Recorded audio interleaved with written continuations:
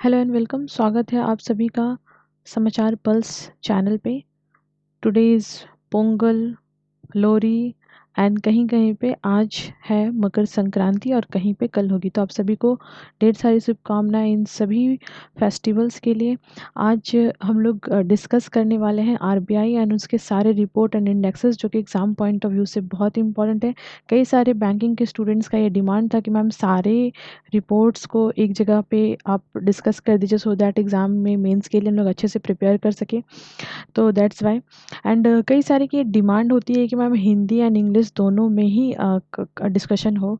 तो I will try कि मैं ऐसा करूं, बट एक चीज़ आपको ध्यान रखनी है। अगर आपको फ्रैंकली स्पीकिंग, मैं झूठ आपको ऐसा नहीं बोलूँगी कि ऐसा हो जाएगा, बट आज के डेट में अगर आपको गवर्नमेंट जॉब लेनी है, राइट, तो आपकी इंग्लिश अच्छी होनी चाहिए। तो जीए या जीएस या न्यूज़पेपर एक ऐसा टूल्स होता है जिसमें आप डेली कुछ ना कुछ पढ़ते हैं, तो नए नए शब्द भी आपको मिलते हैं। आपकी जीए तो अच्छी होती ही होती है, साइड बाय साइड आपकी इंग्लिश भी अच्छी होती है। तो ट्राई टू अंडरस्टैंड।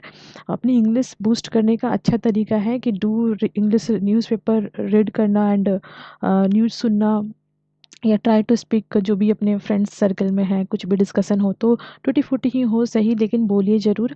नए शब्दों का जो एक्यूमुलेशंस है वो कीजिए, शब्द भंडार अपने बढ़ाइए, इंग्लिश अच्छी कीजिए। ये मैं इसलिए नहीं बोल रही हूँ कि मेरे कंटेंट इंग्लिश में, मैं ये इसलिए बोल रही हूँ क्योंकि जॉब होना उन्हीं का है जिनकी इंग्लिश अच्छी है। सुनने में कड़वा है, पर ये फ्रैंकली स्पीकिंग ये सच है और ये प्रैक्टिकल किया हुआ एक्सपीरियंस है। ये एक्सपीरियंस के आधार पे मैं बोल रही हूँ। अब चलिए हम लोग डिस्कशन आगे बढ़ाते हैं। तो हम लोग देखते हैं कि जो आरबीआई की रिपोर्ट है, दिस ऑल रिपोर्ट है ना, मैं और आगे डिस्कस करूँगी। तो हमारी जो आरबीआई की रिपोर्ट है, प्रोडक्टिविटी मेजरिंग करने के लिए इंडस्ट्रियल लेवल की रिपोर्ट जारी की जाती है आरबीआई के द्वारा। आरबीआई का एक अपना डेटाबेस है, दैट इज़ अ केएलएमएस डेटाबेस। अब ये केएलएमएस डेटाबेस क्या है समझिए। Capital, labour, energy, right, material and service, ठीक है। तो C4 यहाँ पे कैपिटल नहीं, K4 है। तो ये एक डेटाबेस है जिसके तहत आरबीआई अपनी जो रिसर्च या एनालिसिस का जो उनका काम होता है वो करती है। अब क्वेश्चन कैसे आएगा, ऐसे रिपोर्ट से क्वेश्चन ऐसा आएगा कि RBI measuring productivity at the industrial level report published by, और 4 ऑप्शंस दिए रहेंगे जिसमें इंडस्ट्री मिनिस्ट्री का भी नाम दे दिया जाएगा, commerce and industry ministry. RBI का भी नाम रहेगा। तो you might be confuse over there कि कौन सा सही आंसर होगा।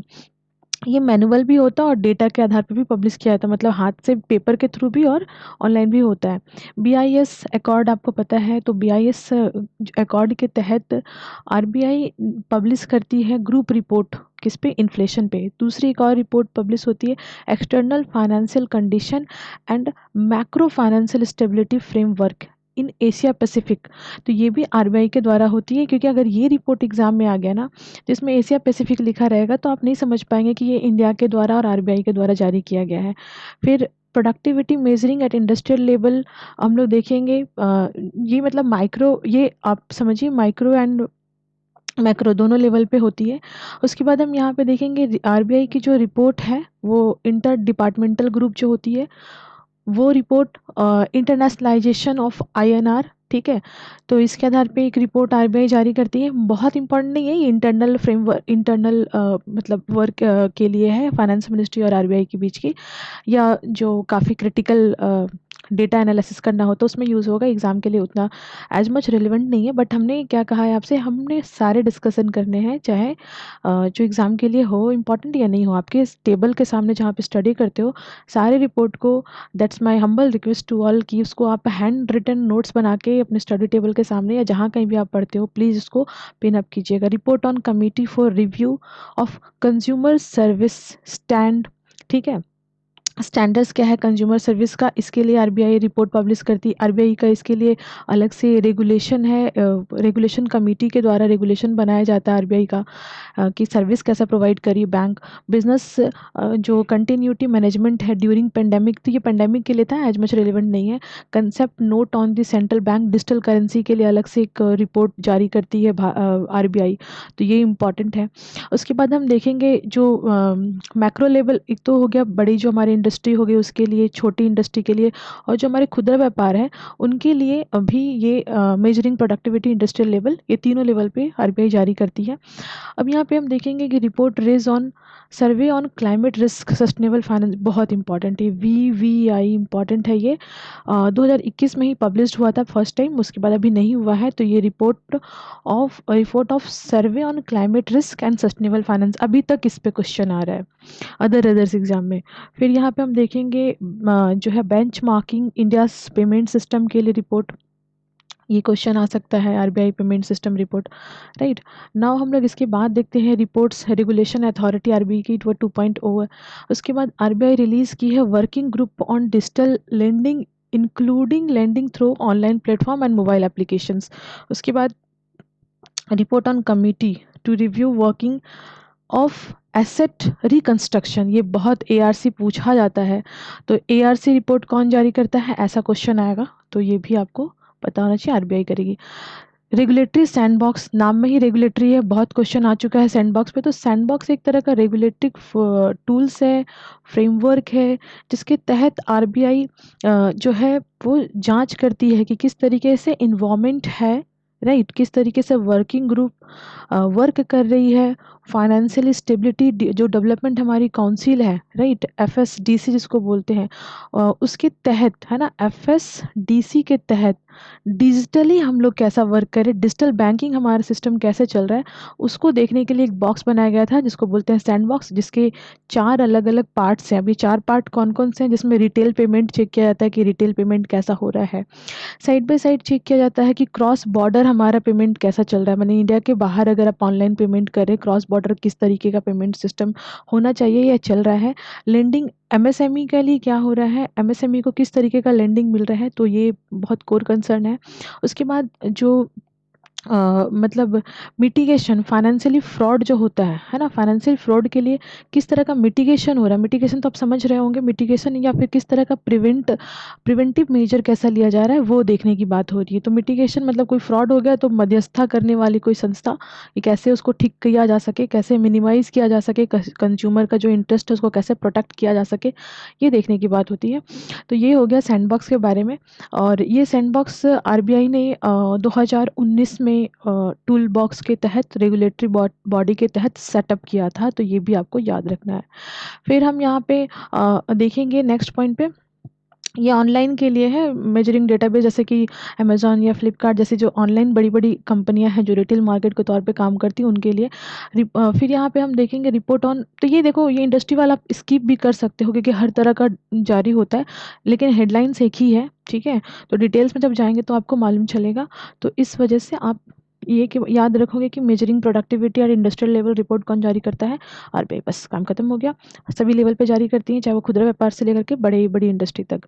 रिपोर्ट कमेटी ऑन जो है हमारी अर्बन कोऑपरेटिव बैंक आरबीआई जारी करती है। फिर advisory committee way and means advances, ये तो पढ़े होंगे आप सभी जो बैंकिंग के स्टूडेंट्स होंगे या जो इकोनॉमी की अच्छी नॉलेज रखते हैं, तो वो वे एंड मीन्स एडवांसेस जो होता है सिस्टम है इकोनॉमी के अंदर, तो उसके लिए रिपोर्ट कौन जारी करती है आरबीआई। और ये जो है स्टेट लेवल की, स्टेट गवर्नमेंट का किस तरीके का वहाँ पे योगदान है, किस तरीके से हेल्प आउट किया जा रहा है या किस तरीके से स्टेट गवर्नमेंट लैंडिंग कर रही है बैंकिंग के थ्रू, वो रिपोर्ट रहती है। फिर यहाँ पे रेगुलेटरी सैंडबॉक्स का तो हमने डिस्कस किया था, ये आई थिंक ये फिर से लिख गया है मेरे से। फिर यहाँ हम देखेंगे कि जो इंटरनल बैंकिंग का रिव्यू है या गाइडलाइंस होता है, किस तरीके से बैंक कॉपरेट करी, किस तरह से इंफ्रास्ट्रक्चर या किस तरह से जो प्राइवेट सेक्टर बैंक है वो वर्क करी, उसके लिए आरबीआई का रिपोर्ट रहेगा, ऑब्वियस सी बात है, ये तो आरबीआई ही करेगी। उसके बाद हम आगे देखेंगे कोविड-19 के टाइम पे जो रेजुलेशंस हुआ था रिलेटेड स्ट्रेस को दूर करने के लिए बैंकिंग के माध्यम से, वो था।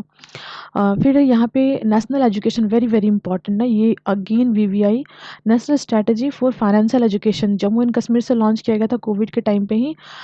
फाइनेंशियल इंक्लूजन, किस तरह से फाइनेंशियल नॉलेज होना चाहिए, एजुकेशन होना चाहिए लोगों को, ग्राहकों को, ये इनिशिएटिव आरबीआई का था। रिपोर्ट कमिटी जो है एनालिसिस ऑफ क्यूआर कोड, आपको पता है हमारा डेटा जो है काफ़ी ज़्यादा मर्चेंट्स के पास या इधर उधर स्कैटर्ड हो जाता है, बिकॉज हम कार्ड स्वैप करते हैं, तो उसमें हमारा फ़ोन नंबर से लेकर के एड्रेस तक लेकर के बहुत सारी चीज़ें मालूम चल जाती थी। तो कार्ड का नंबर मालूम चल जा रहा है, राइट? तो बहुत सारी चीज़ें उससे पता भी की जा सकती थी। तो दैट्स वाई ये क्यूआर कोड को के लिए एक एनालिसिस क्यूआर कोड कमेटी बनी थी। फिर national strategy for financial inclusion, ये भी बहुत पूछा जाता है। 2019 से 24 का अभी तक आया है। अब इसके बाद जो सेटअप होगा 25 से लेकर के जो होगा 29 तक होगा। Report committee on review ATM, ये तो बिल्कुल फ्री स्ट्रक्चर कैसा होना चाहिए, फी स्ट्रक्चर कैसा होना चाहिए एटीएम को लेकर के आरबीआई के द्वारा ही किया जाएगा। Working committee on core investment companies, core investment companies के लिए आरबीआई के द्वारा ही रिपोर्ट किया था। कोर इन्वेस्टमेंट कंपनीज क्या होती है आपको पता ही है। और फिर हम यहाँ पे देखेंगे कि लिक्विडिटी मैनेजमेंट फ्रेमवर्क कैसा होना चाहिए बैंकिंग के लिए, तो ये आरबीआई के द्वारा। फिर एग्रीकल्चर क्रेडिट, अब यहाँ पे आप कंफ्यूज कर सकते हो कि ये इंटरनल वर्किंग ग्रुप है रिव्यू करने के लिए एग्रीकल्चर क्रेडिट के लिए। तो यहाँ पे आपको ध्यान में रखना है कि यहाँ पे ऐसा नहीं कि ये कोई और अर्बन मिनिस्ट्री या एग्रीकल्चर मिनिस्ट्री या नाबार्ड के द्वारा, नहीं, बिल्कुल ये आरबीआई के द्वारा होगा। फिर report committee on development housing finance, ठीक है, सिक्योरिटाइजेशन मार्केट, ये आरबीआई के द्वारा। उसके बाद फिर task force development secondary market corporates loan, RBI के द्वारा। अब हम बात करेंगे आरबीआई के कुछ एनुअल रिपोर्ट की। तो आरबीआई का जो रिपोर्ट्स होता है वो कुछ एनुअल रिपोर्ट होता है, कुछ हाफ ईयरली होता है, कुछ क्वार्टरली होता है, बाई मंथली, मंथली, वीकली और ओकेजनल कुछ होता है जिसको हम लोग बाद में डिस्कस करेंगे। सारे रिपोर्ट्स हमने आपके साथ अभी डिस्कस किए हैं, तो ये this is already done and working paper पढ़ने की ज़रूरत नहीं है। इसमें से कुछ एक दो ऐसे होते हैं जिन जो न्यूज़ में होते हैं और उन पे त्वरित तौर पे क्वेश्चन बन जाता है, वो हम लोग देख लेंगे। तो एनुअली रिपोर्ट हम लोग देखेंगे कि क्या होता है एनुअल रिपोर्ट में, क्या क्या है। तो शेड्यूल कॉमर्शियल बैंक के लिए रिपोर्ट आई थी 79 2004 तक के लिए वो रिपोर्ट वैलिड थी। तो ये एक बार आई है, उसके बाद ये रिपोर्ट जो है नहीं आई है। फिर annual report on ombudsman scheme हर साल आएगी। तो एग्ज़ाम में पूछा जाएगा कि ओम्बड्समैन स्कीम के लिए एनुअल रिपोर्ट आरबीआई कब जारी करती है, 6 महीने पे, 2 महीने पे, या कौन सी बॉडी जारी करती है, तो आरबीआई। फिर उसके बाद हम देखेंगे बैंकिंग स्टैटिस्टिकल रिटर्न शेड्यूल, जो कॉमर्शियल बैंक है उसके लिए आरबीआई। फिर अब आरबीआई का यहाँ पे हम लोग बीएसआर 1 और बीएसआर 2 यानी कि बेसिक स्टैटिस्टिकल रिटर्न, ठीक है, वो कॉमर्शियल शेड्यूल कॉमर्शियल बैंक के लिए, और जो हमारा ये क्रेडिट के तौर पे हो गया, क्रेडिट के लिए और डिपॉजिट के लिए, तो दोनों के लिए ही शेड्यूल कॉमर्शियल बैंक के लिए बीएसआर 1 या 2 रिपोर्ट, ऐसा क्वेश्चन आएगा, बीएसआर 1 या बीएसआर 2। 1 का मतलब क्रेडिट और 2 का मतलब डिपॉजिट, किसके लिए, एस सी बीज के लिए, यानी शेड्यूल कॉमर्शियल बैंक के लिए, और किसी बैंक के लिए नहीं होता। ये भी एक एमसीक्यू बन सकता है। फिर ब्रांच का स्टैटिक्स क्या है, इतना इम्पोर्टेंट नहीं होता है क्योंकि ये तो चेंज होता है, कई ब्रांच बंद होते हैं, नए खुलते हैं, वगैरह वगैरह। फिर आरबीआई का मंथली बुलेटिन होता है, वो भी एनुअली पब्लिश्ड होता है बाद में। फिर कॉमर्शियल बैंक के लिए इंडिया में क्या कंडीशन है, क्या डायरेक्टरी है, वो आरबीआई जारी करती है, जिस्त जारी करती है आरबीआई का, जो मतलब जो डिफ़ॉल्टर्स हैं उनका। फिर हैंडबुक आरबीआई जारी करती है इकोनॉमी पे, ये इंपॉर्टेंट है, इकोनॉमी के लिए, इंडियन इकोनॉमी के लिए हैंडबुक जारी करती है आरबीआई। फिर इंडियन जो स्टैटिक्स है सारे स्टेट का, उनका भी एक हैंडबुक जारी होता है आरबीआई के द्वारा। तो यहाँ माइक्रो इकोनॉमी के लिए जो मॉनेटरी डेवलपमेंट्स हैं वो आरबीआई जारी करती है। Manual on finance and banking statics, तो ये भी आरबीआई जारी करती है। यहाँ पे ऐसा कन्फ्यूजन हो सकता है हमारी मॉस्पी को लेकर के, जो हमारी MoSPI ministry of statistics and programme implementation, उनके द्वारा नहीं बल्कि बैंक आरबीआई के द्वारा होती है। Report on currency and finance, ये वीवीआई है, बहुत बार पूछा गया है क्वेश्चन, ये आरबीआई के द्वारा। फिर स्टेट फाइनेंस, जो कि बजट को स्टडी करता है स्टेट्स का, वो रिपोर्ट साल में एक बार आरबीआई के द्वारा जारी की जाती है। Statistical table rating to bank in India, bank को रेटिंग देने का काम RBI. Primary urban cooperative banks के लिए आउटलुक रिपोर्ट जारी की जाती है, वीवीआई, इम्पॉर्टेंट है ये भी। फिर public disclosure report based on self assessment of RTGS system, ठीक है, और जो हमारा पीएफएमआई सिस्टम है उनके द्वारा, ये भी आरबीआई के द्वारा जारी की जाती है। तो ये एनुअल रिपोर्ट हो गया। हाफ ईयरली रिपोर्ट में financial stability report, very very important, इसको हम लोग डिटेल से डिस्कस करेंगे। मॉनेटरी पॉलिसी रिपोर्ट आप लोग हमेशा पढ़ते हो, सीआरआर कितना है, एसएलआर कितना है, रेपो कितना है, रिवर्स रेपो रेट कितना है, तो ये हमारी मॉनेटरी पॉलिसी रिपोर्ट हो गई। रिपोर्ट ऑन फॉरेन एक्सचेंज, जैसे कि अभी हम जब आपसे बात करें तो उस समय भारत का फॉरेन एक्सचेंज रिजर्व जो है वो 623 बिलियन डॉलर है। तो हो सकता है थोड़ी देर बाद बढ़ जाए, 1 महीने बाद बढ़ जाए, 2 दिन बाद घट जाए, इस तरीके से कुछ भी चेंजेस हो सकता है, बट ये हमारा फॉरेन रिजर्व है। ओकेजनल पेपर, ये एक हाफ ईयरली होता है, कुछ ओकेज़न आ गया उसके आधार पे जो जारी किया जाता है, राइट? फाइनेंशियल स्टेबिलिटी रिपोर्ट हम लोग देख लेते हैं क्योंकि ये हाफ ईयरली यानी साल में 2 बार आती है, बाई एनुअल बोल सकते हैं। इस रिपोर्ट में कलेक्टिव असेसमेंट होता है, सारी जितनी भी सब कमिटीज़ है फाइनेंशियल लेवल की और एफएसडीसी का जो भी रिकमेंडेशंस होता है, किस तरीके से रिस्क को मैनेज किया जा सकता है, फाइनेंशियल स्टेबिलिटी लाई जा सकती है, फाइनेंशियल सिस्टम में कैसे फाइनेंशियल सिस्टम को सेल्फ रिलायंस बनाया जा सकता है, ठीक है? तो इस तरीके की चीज़ें होती हैं। अब यहाँ पे एक चीज़ आती है ना एफएसडीसी, बार-बार टर्म आ रहा है एफएसडीसी। तो फाइनेंशियल जो हमारी स्टेबिलिटी एंड डेवलपमेंट काउंसिल है, इसके जो चेयरपर्सन होते हैं ना आरबीआई के हेड नहीं होते हैं। ये फाइनेंस मिनिस्ट्री होती है, फाइनेंस मिनिस्टर होते हैं, ये आपको याद रखना है। ये एक रेगुलेटरी बॉडी है और स्टैट्यूटरी बॉडी भी है बिकॉज़ कायदे से कानून के द्वारा बनाया गया है। अब क्वार्टरली रिपोर्ट के बारे में देख लेते हैं तो जो फॉरेन एक्सचेंज रिज़र्व है इंडिया भी हमने देखा, ठीक है? फॉरेन एक्सचेंज के बारे में स्टेबिलिटी रिपोर्ट में ज़िक्र किया जाता है, तो ये फॉरेन एक्सचेंज रिज़र्व क्वार्टरली जारी होता है। उसके बाद कुछ लीगल्स लॉ जैसे कुछ नए नॉर्म्स बन गए हैं, तो उसके लिए भी क्वार्टरली जारी किया जाता है। अगर नए हैं तो उसको ऐड किया जाएगा और नहीं पुराने वाले हैं तो उनको अपडेट किया जाएगा। मैक्रो इकोनॉमी और मॉनेटरी डेवलपमेंट क्वार्टरली जारी होता है। फिर हम यहाँ पे देखेंगे statics on deposit and credit schedule commercial bank as much important नहीं है, बस देख लीजिएगा नज़र से। ये इंपॉर्टेंट है, वेरी वेरी इंपॉर्टेंट सर्वे, प्रोफेशनल जो फोरकास्ट सर्वे होता है ये आरबीआई करती है। उसके बाद फिर हम लोग देखेंगे कि जो इन्वेंटरीज हैं या कैपिटल यूटिलिटीज़ जो सर्वे होता है वो आरबीआई करती है, एज मच इम्पॉर्टेंट नहीं है। फिर हम लोग यहाँ पे देखेंगे कि इंडस्ट्रियल आउटलुक सर्वे, ये इंपॉर्टेंट है, कौन जारी करता है? आरबीआई।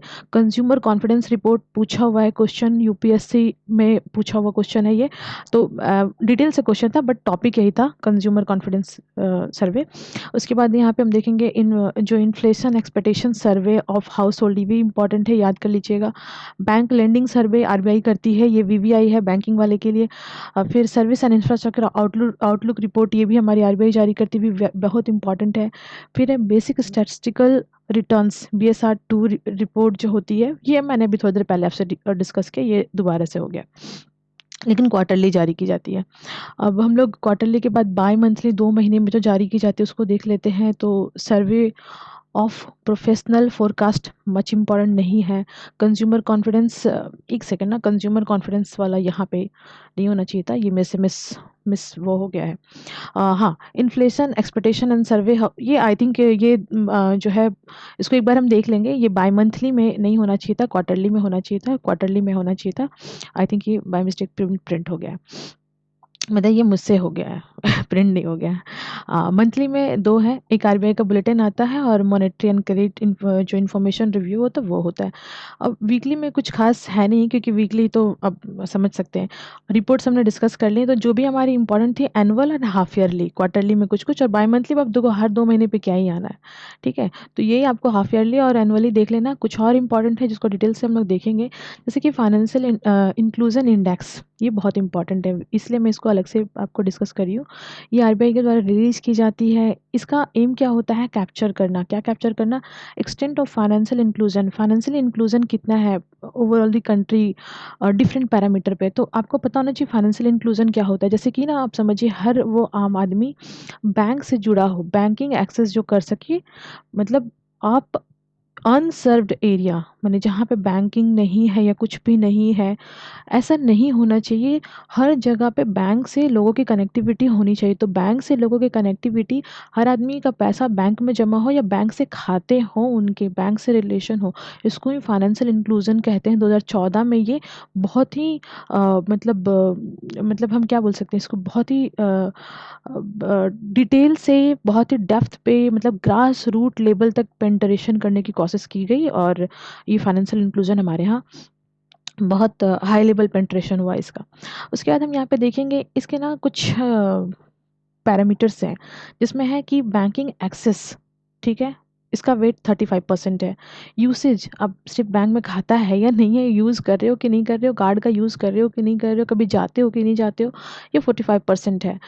क्वालिटी कैसी है, सर्विस क्वालिटी से लेकर के ईच एंड एवरी चीज़, वो 20% है। तो इस तरीके से ये अपने आप में पैरामीटर है। अब हम यहाँ पे देखेंगे कि इससे होगा क्या, इससे फाइनेंशियल लिटरेसी बढ़ती है ना, आपको समझ होती है ना, बैंक में जाना है, फॉर्म भरना है, पैसा निकालना है या साइन करना है, कितना बजे बैंक खुलता है, कितना बजे क्या होता है, कहाँ कार्ड है, कार्ड में किसको क्या देना है, कौन सा डिटेल नहीं देना, ओटीपी क्या होता है, ये सब फाइनेंशियल लिटरेसी है जिसमें अभी भी हम पीछे हैं और इसीलिए हमारे साथ फ्रॉड हो जाता है और बार बार बैंक को ये बताना पड़ता है कि बैंक कभी भी आपसे आपका डिटेल नहीं मांगती, ओटीपी नहीं मांगती, ब्ला ब्ला ब्ला।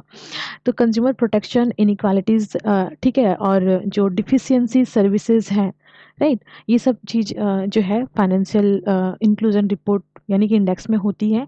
इसका बेस जो होता है वो 0 से 100 के बीच में होता है। 0 रिप्रेजेंट करता है कंप्लीट फाइनेंशियल इंक्लूजन एंड 100 जो है इंडिकेट करता है फुल फाइनेंशियल इंक्लूजन। ठीक है, ये वीवीआई है, याद कर लियो, बहुत इंपॉर्टेंट है।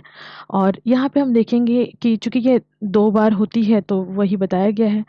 अब ऐसा है, मतलब हम देखेंगे कि इसका जो कंस्ट्रक्शन है, मतलब ऐसा नहीं कि कोई बेस ईयर होता है, मतलब ऐसा होता है ना कि फाइनेंशियल इंक्लूजन 2020 में इतना था तो 2022 में इतना हो गया, इतना परसेंट की वृद्धि हुई या इतना परसेंट घट गया।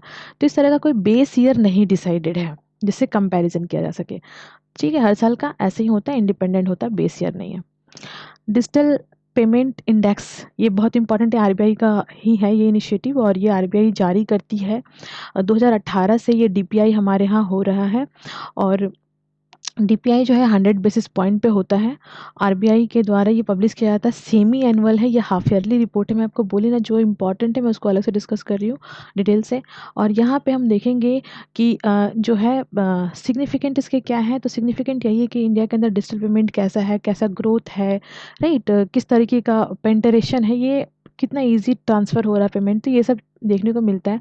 डिजिटल पेमेंट जो इंडेक्स है इसके 5 पैरामीटर हैं। पहला नंबर है इनेबलर जिसका वेटेज 25% है।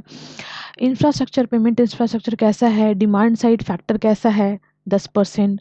फिर हम यहाँ पे देखेंगे कि जो सप्लाई साइड फैक्टर है वो कैसा है, 15%। फिर परफॉर्मेंस कैसा है, पेमेंट होता है जल्दी या फंसता है, देर होता है, या पेमेंट इधर दिखा रहा है शो कर गया उधर नहीं हुआ, उसका वेटेज 45% है। और कंज्यूमर सेंट्रिसिटी, कौन से एरिया में या कौन से बैंक से, यानी क्योंकि जिस बैंक की सेंट्रिसिटी अच्छी है यानी कि वो अच्छा सर्विस दे रहा है, लोग ज़्यादा उसी से पेमेंट कर रहे हैं, उसी में खाता खुलवा रहे हैं या वही एप्लीकेशंस को यूज़ कर रहे हैं, तो ये सब पैरामीटर्स हैं। अब थोड़ा सा ना इसके बारे में डिटेल से थोड़ा जान लेते हैं, थोड़ा ना डिटेल से जान लेते हैं। ये जो आरबीआई का डिजिटल पेमेंट है इसके बारे में देखें तो सबसे पहले जानिए कि इसमें हमारा ग्रोथ हुआ है 13.24, क्योंकि चूंकि बेस ईयर नहीं है तो किसी से कंपैरिजन करना नहीं कितने साल इतने साल में बढ़ गए हैं।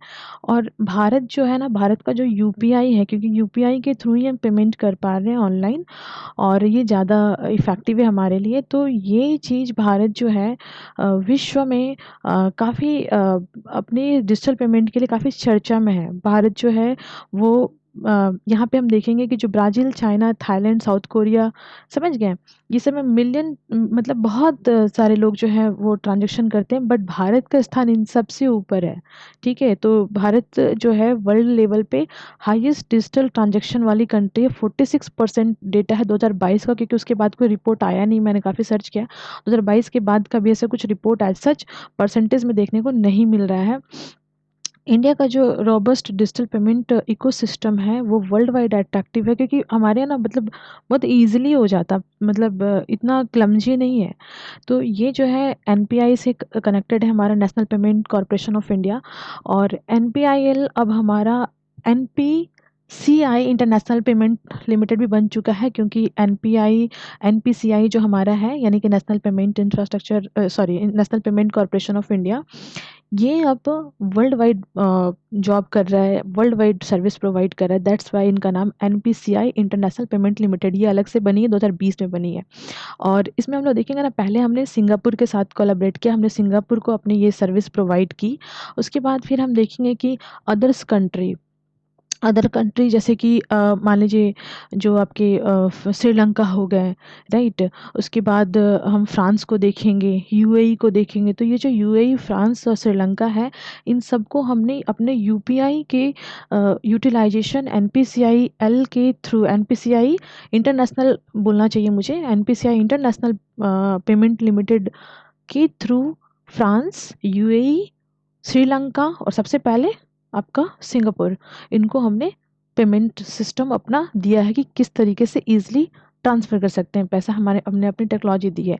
और फ्रांस को तो हमने ब्रिक्स के समिट में जब प्रधानमंत्री मोदी जी थे तो उन्होंने ही इसको वहाँ पे मतलब लॉन्च किया, सॉर्ट ऑफ कह सकते हैं। और चूँकि जो ब्रिक्स मेंबर्स हैं उनमें बहुत इंक्लूजन हो रहा था, नंबर्स ऑफ मेंबर्स ब्रिक्स के बढ़ रहे थे, तो उसी टाइम पे समिट में ये काम हुआ था। तो मैं थैंक यू बोलने से पहले थोड़ा-सा और आपको मैं बता दूँ, थोड़ा-सा और मैं बता दूँ आपको, एक रिपोर्ट छूट रही है जो मेरे दिमाग में थी, दैट इज़ अ नाउकास्ट, है ना? तो ये आपको ध्यान में देना है, नाउकास्ट। तो नाउकास्ट भी एक इम्पॉर्टेंट है। ये रिपोर्ट आरबीआई के द्वारा हाफ ईयरली प्रोड्यूस किया जाता है और ये ना बताता है कि रिसेशन है इकोनॉमी के अंदर कि नहीं। मतलब इंडिया का जो जीडीपी है, वो नेगेटिवली ग्रो कर रहा है, ज़्यादा मतलब नेगेटिव जा रहा है, तो क्या 2 बार से अधिक नेगेटिव जा चुका है। तो 2 बार से अगर किसी भी देश का जो जीडीपी है, अगर वो 2 बार नेगेटिव ग्रोथ दिखाता है, तो उस कंट्री में रिसेशन आने की संभावना प्रबल हो जाती है, या डेफिनेशन वाइज़ कहें तो रिसेशन आ जाता है। तो नाउकास्ट रिपोर्ट जो है, वो हाफ ईयरली पब्लिश होता है। अब रिसेशन होगा तब पब्लिश्ड होगा, ऐसा नहीं है। हर साल मतलब हर 2 साल में हर 2 बार पब्लिश्ड होता है, हाफ ईयरली है। तो नाउकास्ट रिपोर्ट इसके लिए है कि इम्पोर्टेंट, ये भी आपको ध्यान देना है। तो ये था सारा इम्पोर्टेंट रिपोर्ट जो हमने अभी डिस्कस किया आपके साथ। And what you have to do, you have to celebrate the festival and watch the lecture, share to all your friends, and I will try to bring such more informative lecture relating RBI and all जो भी banking services है, जिसमें मैं RBI के जो acts है या other जो इनिशिएटिव है जो अपने बैंक के एग्ज़ाम में पूछे जाते, तो उनको मैं लाऊँगी, बट शॉर्टली, मतलब बहुत इसमें वर्क लगता है और थोड़ा टाइम लगेगा, बट आई विल ट्राई कि मैं कुछ कंस्ट्रक्टिव कर सकूँ स्टैटिक के मैटर में, बिकॉज़ आपको इधर-उधर वंडरिंग ना करना पड़े, है ना? मतलब डेटा हंटिंग ना करना पड़े।